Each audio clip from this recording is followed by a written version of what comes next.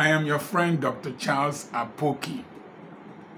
I've been talking about value, the currency of life. Then we went into 7 pillars of wisdom, looked at the fear of God. We looked at one other pillar.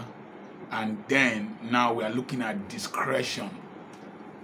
Yes, I've had an exciting time preparing this message. I hope I can share all with you.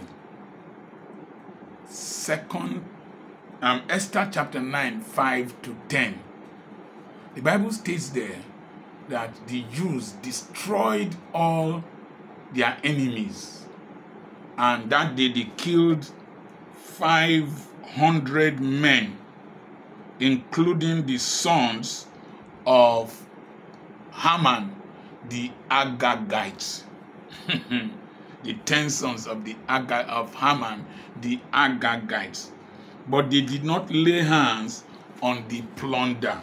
Hey, don't ever make the mistakes of your father.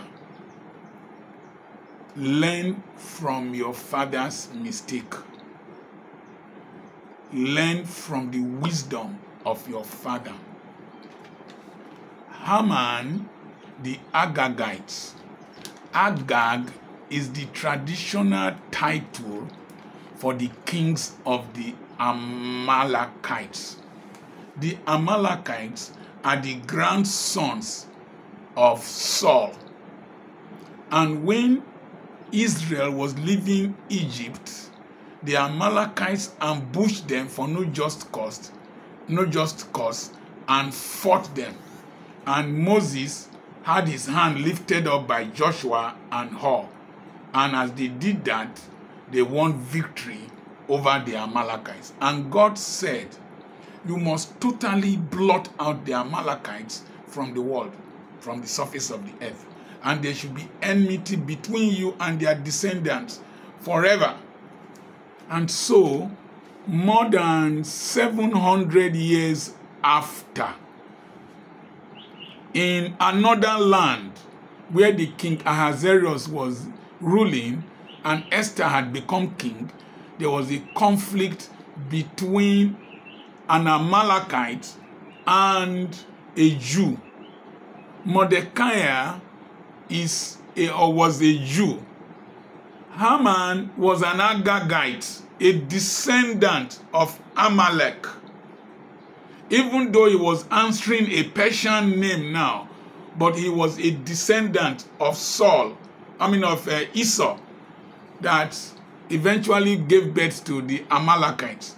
So here we are two people far backwards. There are some battles that are recurrent. Those battles might not be physical human beings, but they might be tendencies to destroy you. Now, your father must have fought those battles, your mother fought those battles, and then those battles come to confront you many generations after. You will not understand. My mother-in-law had children that died because of sickle cell. My mother had children that died because of sickle cell. I wanted to marry my wife, and she was AS, I was AS. I took a very crazy risk, married her, and we had 4 children. None is sickler. Somebody once asked me whether am I sure they are my children. Yes, they are my children, I know that. And then my son wanted to marry a girl. The girl was AS and he was AS. And we had to cancel that relationship because I didn't want to take that risk again. My mother lived in Enugu. I lived in Aba. My mother-in-law lived in Abakaliki. My wife lived in Aba. My father worked in the Warri Urban District Council. I worked in Aba Local Government Council. So there are some recurrent decimals in the lives of some people. Now, Agag was the title for the Amalekites. And Haman had planned to exterminate the Jews. I will relate it to the Middle East crisis in another video. Had tried to eliminate the Jews, but the thing backfired. And the king, through Esther, because Mordecai had told Esther, don't reveal your identity yet. It was when Esther had revealed her identity that the tables turned and Haman was shocked, and Mordecai was given order to kill all the enemies of the Jews. That Haman, the Agagite, a descendant of Amalek, a descendant of Esau, who had planned to eliminate the Jews. And then the Jews went and killed all of them. That day in the city where Haman lived, 500 Jews were killed. And there was so much plunder around. The king gave the descendants of, gave Mordecai, the descendants of Jacob, the right to take the plunder. Listen, apart from the Amalekites attacking the children of Israel in the time of Moses, they attacked the children of Israel in the time of David and took their wives and their children captive until David inquired, should I pursue and overtake? And God said, pursue, overtake, and recover. Remember Samuel in 1 Samuel chapter 15, 17 to 19. Saul was ordered by God to go and destroy the Amalekites.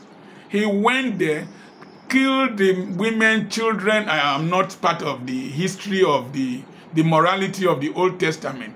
I'm only relating a story and I want you to learn. Kill all of them.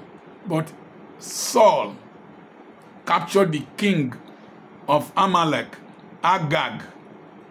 Remember now, Agagite Haman, the king of the Amalekites, Agag, and spared the fat cows and the fat sheep and all that. And God was grieved and angry. I told you, destroy everything. He did not follow God's instruction.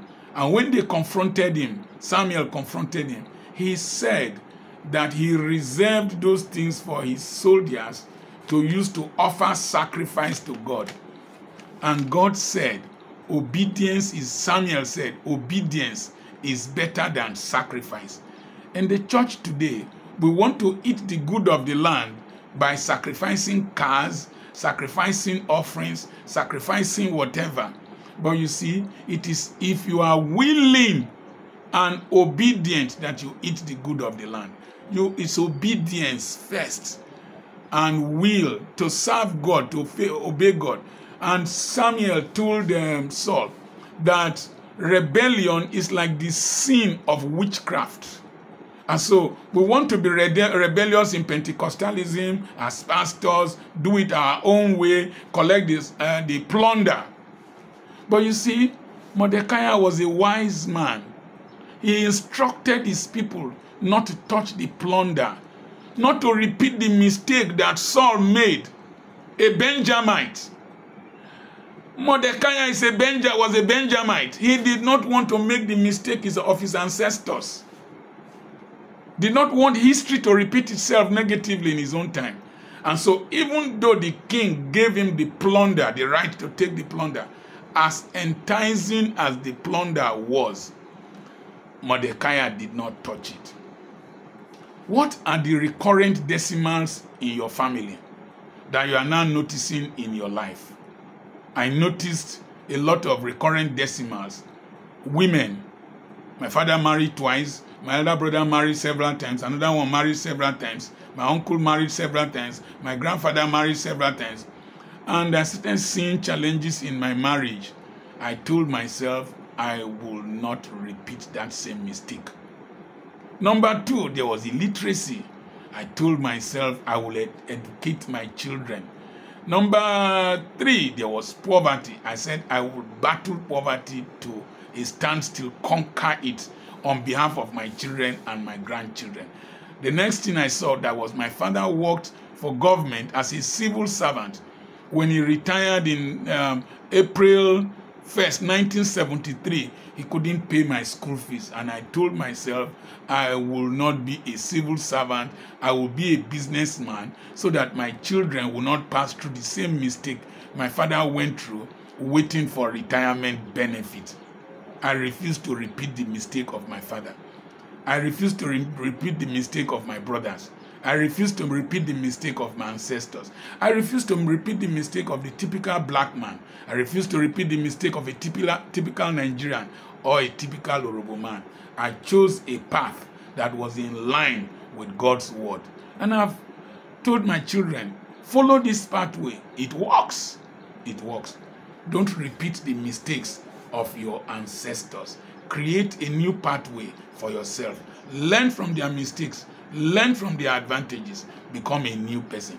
That's why we are doing this seminar on May 1st.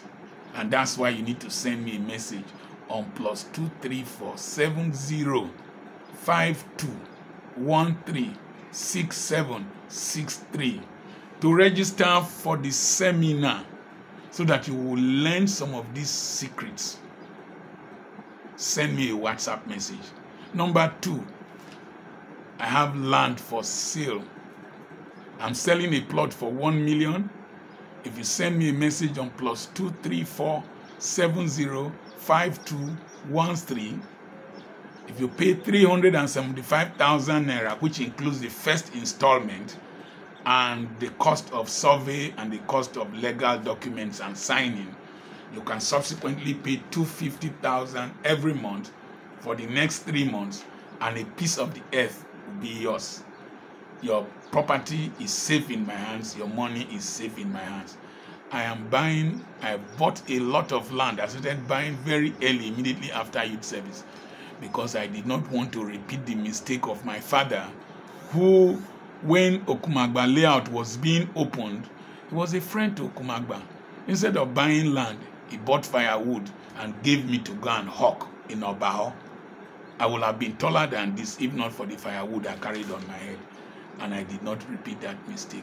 Send a message to me on +234 7052 136763. God bless you. I am your friend, Dr. Charles Apoki.